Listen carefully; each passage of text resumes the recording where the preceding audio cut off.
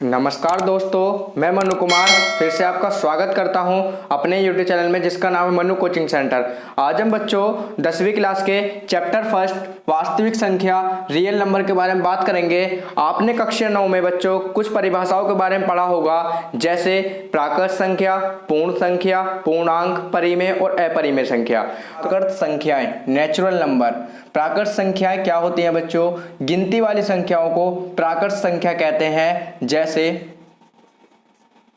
1 2 3 4। इसका जो प्रतीक होता है वो कैपिटल N होता है। ठीक है, आगे जानते हैं पूर्ण संख्या। पूर्ण संख्याएं जिन्हें बोलते हैं होल नंबर।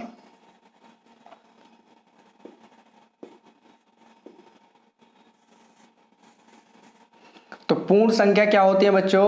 यदि प्राकृत संख्याओं में जीरो भी सम्मिलित कर दिया जाए तो पूर्ण संख्या कहलाती हैं, जैसे 0 1 2 3 4। आगे जानते हैं, इसे कैपिटल W से प्रदर्शित करते हैं। ठीक है, पूर्णांक। पूर्णांक की परिभाषा जो होती है, यदि पूर्ण संख्या में प्राकृत संख्या के ऋणात्मक संख्या सम्मिलित कर दी जाए तो पूर्णांक कहलाता है, जैसे -4, -3, -2, -1, 0 1 2 3 4।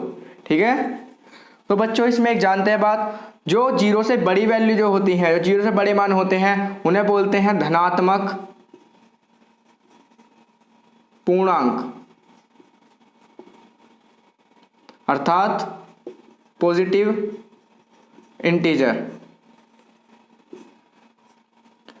और जो जीरो से छोटे होते हैं उन्हें बोलते हैं ऋणात्मक पूर्णांक, अर्थात नेगेटिव इंटीजर।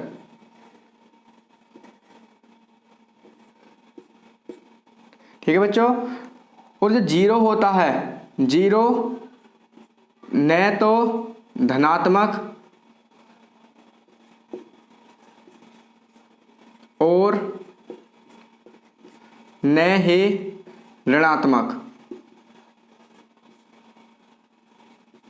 ठीक है बच्चों, तो पूर्णांक में आपको विशेष रूप से ध्यान रखना है, जो जीरो से बड़ी वैल्यू होती है उन्हें बोलते हैं क्या? धनात्मक पूर्णांक, मतलब क्या बोलते हैं? Positive integer. और जो जीरो छोटी मान होते हैं उन्हें बोलते हैं ऋणात्मक पूर्णांक, मतलब नेगेटिव इंटीजर। और जीरो जो होता है न तो धनात्मक पूर्णांक और न धनात्मक और न ही ऋणात्मक। ठीक है, आगे जानते हैं बच्चों परिमेय संख्या। परिमेय संख्याएं जिन्हें बोलते हैं रेशनल नंबर।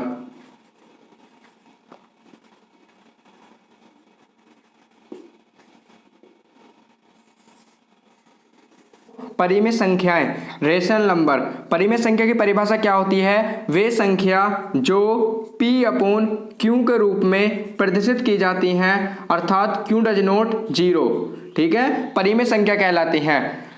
तो एग्जाम्पल क्या होंगे? देखो बच्चों, जो सभी पूर्णांक जो होते हैं, सभी पूर्णांक क्या होते हैं? परिमेय संख्या होते हैं। ठीक है, क्यों? देखो, जैसे कि मैंने लिखा 3 लिखा मैंने आपके सामने। ठीक है, 3 की जब 1 मान लूंगा मैं तो क्या होगा? परिमेय संख्या है। जैसे कि मैंने -4 लिखा, 1 मान लूंगा तो क्या है? परिमेय संख्या है। ठीक है, अदरवाइज जितने भी नंबर, जितने भी पूर्णांक होते हैं हमारे, वो सब क्या होते हैं? परिमेय संख्या होते हैं। और एग्जाम्पल देखो, 2/3, 4/5 या फिर 22/7, ये होते हैं बच्चों सारी परिमेय संख्या होती हैं, जब P/Q के रूप में लिखी जाती हैं। आगे जानते हैं अपरिमेय संख्याओं के बारे में।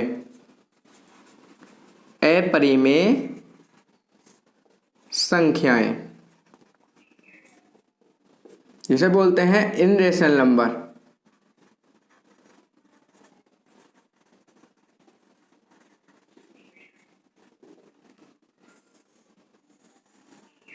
ठीक है बच्चों, अपरिमेय संख्या क्या होती हैं? वे संख्या जो P/Q के रूप में प्रदर्शित नहीं की जा सकती, अपरिमेय संख्या कहलाती हैं। ठीक है, जैसे फॉर दिस एग्जाम्पल √2, √3, √5, √7। ठीक है, और पाई।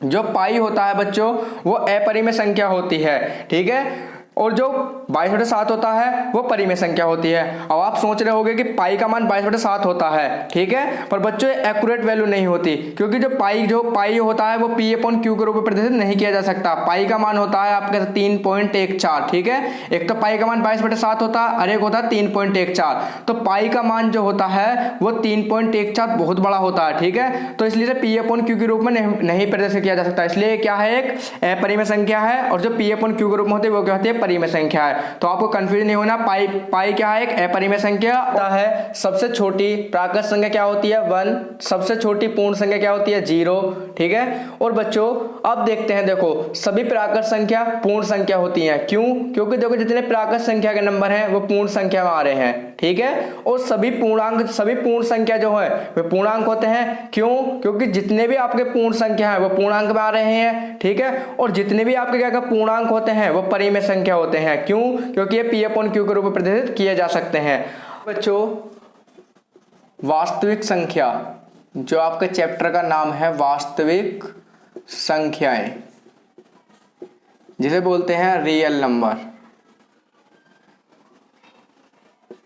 तो बच्चों वास्तविक संख्या जो होती है, वास्तविक संख्या क्या होती है, परिमेय संख्या और अपरिमेय संख्या के समूह को ही वास्तविक संख्या कहते हैं, ठीक है, इसे R से प्रदर्शित करते हैं।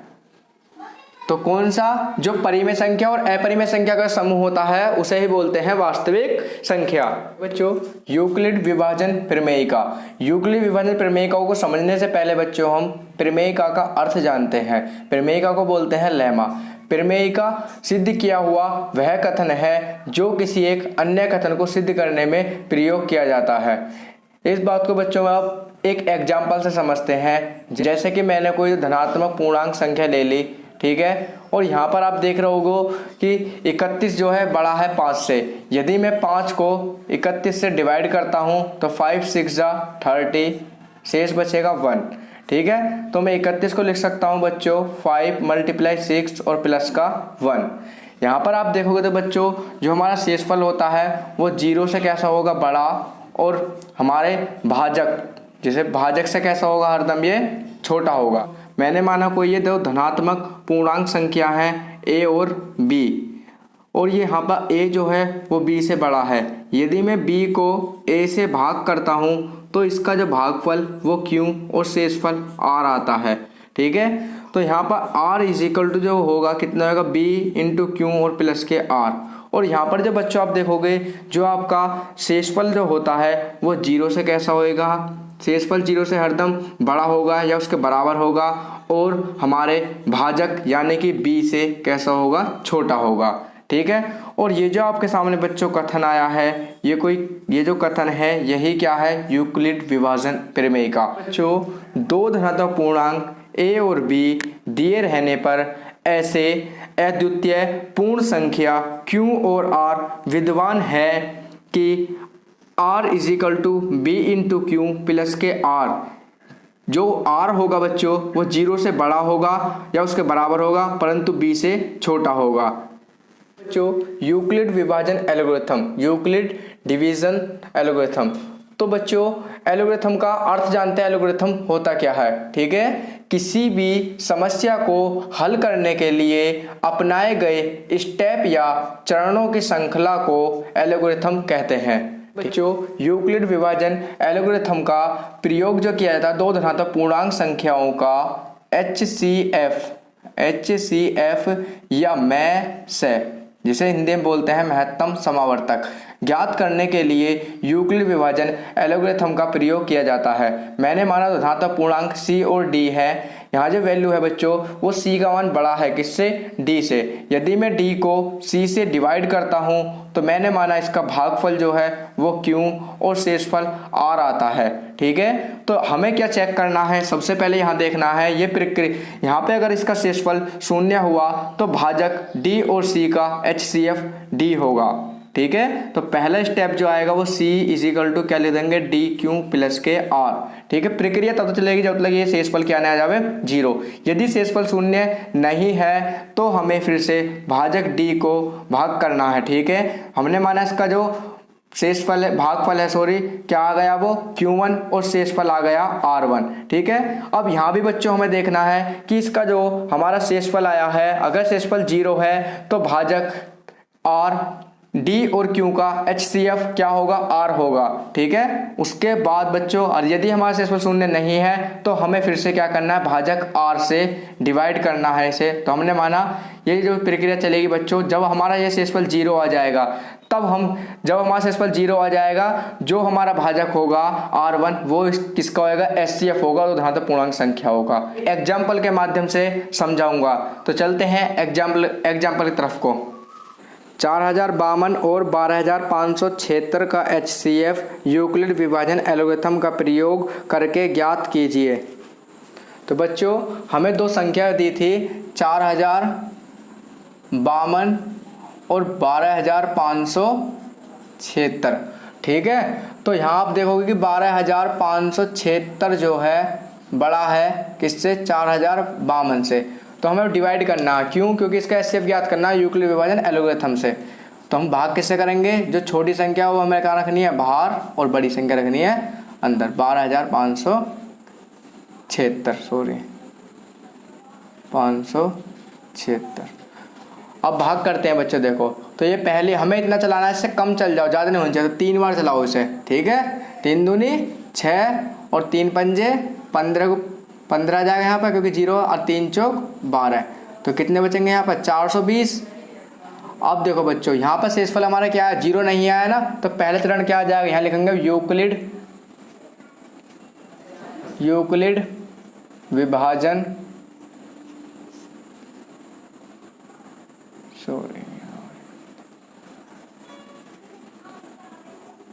यूक्लिड विभाजन एल्गोरिथम।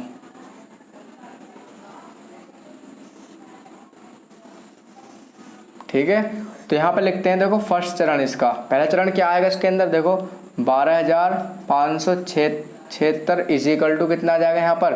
तो हम क्या करेंगे यहाँ पे, 4052 मल्टीप्लाई 3 और प्लस का शेषफल क्या है 420, और यहाँ लिख देंगे R डज नॉट 0।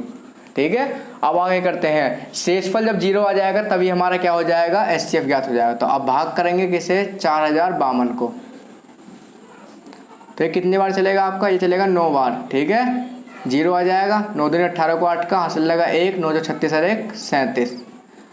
तो कितना बचेगा यहाँ पर, देखो यहाँ बचेगा आपका 2 और 15 में 60 के 7 बचेंगे, और यहाँ बचेगा 9, 9 में 7 गए तो 2 बचे, और डिवाइड। अब यहाँ पर भी बच्चों आपने देखा होगा शेषफल क्या शून्य नहीं आया ना, दूसरा चरण क्या आ जाएगा, सेकंड चरण आएगा आपका 4052 इजिकल टू कितना ले दोगे, 420 मल्टीप्लाई 9 और प्लस का 272, R डज नॉट 0। ठीक है, अब फिर से भाग करो 420 को, तो कितनी बार चलेगा, एक बार। तो कितना जाएगा यहाँ पर, 272। कितने यहाँ पर देखो 10 में से 2 गए तो 8, और यहाँ 11 में 7 गए 4, और 3 में से अगर 2 गया तो 1, 148। तो यहाँ पर शेषफल अब भी 0 नहीं आया, तो चरण नंबर तीसरा लिखेंगे आप इसका, क्या आ जाएगा वो, देखो 420 इजिकल टू 272 मल्टीप्लाई 1 और प्लस के 148, R डज नॉट 0। तो फिर से भाग करना है किसे, 272 को। तो कितने बार चलाओगे, एक बार चलेगा। ठीक है, तो कितना आ जाएगा 148 148। तो यहाँ कितने बचेंगे, 12 में से जब 8 गए तो 4 बचे, और यहाँ बचेगा आपका 6 में से 4 जाएंगे 2, और 2 में से 1 गया तो 1। ठीक है, तो यहाँ भी शेषफल क्या है, शून्य नहीं आया, तो इसका चौथा चरण क्या होगा, वो हो जाएगा आपका 272 इजिकल टू क्या करना है, इसका भाजक और गुणा भागफल प्लस के शेषफल इनटू R डज नॉट 0। तो भाग करो अब 148 को, कितनी बार चलेगा, एक बार चलेगा। फिर से 124 आएगा, तो कितने बचेंगे, 8 में 4 गए 4, और 2 में से 2 गया 1। तो कितने से भाग कर, यहाँ भी देखोगे बच्चों आपने शेषफल यहाँ पे शून्य नहीं आया, तो चरण नंबर 5वां लिखो, कितना आएगा यहाँ पर 148 इजिकल टू फिर कितना है इसका भाजक 124, भागफल 1 है, और प्लस का शेषफल कितना है 24। तो R डज नॉट 0। बच्चों अब हम भाग करना किसे 124 को, जो भाजक होता है उससे भाग करते हो जाते हैं शेषफल को। देखो कितना आ जाएगा यहाँ पर, अब चलाएगा 5 बार, तो कितना आ जाएगा यहाँ पर 5 चौक 20 की 0, यहाँ से लेके 2 और 5 10 और 2 12, 120 आ गया 24 पंजे। अब इसके बाद देखो कितने बचेंगे यहाँ पर, 4 बचे। ठीक है, तो शेषफल हमारा फिर से क्या आया है, 0 नहीं आया। तो चरण नंबर छठा क्या हो जाएगा आपका, 124 is equal to 24 multiply 5 plus के 4, आर डज नॉट 0। आगे देखते हैं, अब इसे डिवाइड करना किससे, जो भाजक है हमारा 24, तो कितनी बार चलेगा होगा, 6 बार। कितना जाएगा यहाँ पर 6, 6 चौक 24, तो यहाँ शेषफल क्या आ गया इसका 0 आ गया। ठीक है, तो हमारा जो HCF होगा वो क्या होगा 4 होएगा, जो भाजक होता है वही HCF होता है। तो यहाँ पे लिखेंगे चरण नंबर कौन सा, 7वां। तो क्या लिखेंगे यहाँ पर 24 इज इक्वल टू भाजक गुणा भागफल प्लस के शेषफल और आर इज इक्वल टू 0। यहाँ लिखेंगे, यहाँ शेषफल 0 अर्थात 0 है, इसलिए हमारी प्रक्रिया समाप्त हो गई है। चूँकि इस स्थिति में भाजक 4 है, इसलिए HCF 4052 और 12576 इज इक्वल टू क्या आएगा इसका HCF 4 है। ये आप बच्चों इस क्वेश्चन का है आंसर। दोस्तों यदि आपको मेरी वीडियो अच्छी लग रही है तो वीडियो को लाइक करें, चैनल सब्सक्राइब करें, बेल आइकन को प्रेस करें ताकि आने वाली वीडियो मिस ना हो। Thank you, take care, bye bye. मिलता हूँ नेक्स्ट पार्ट में।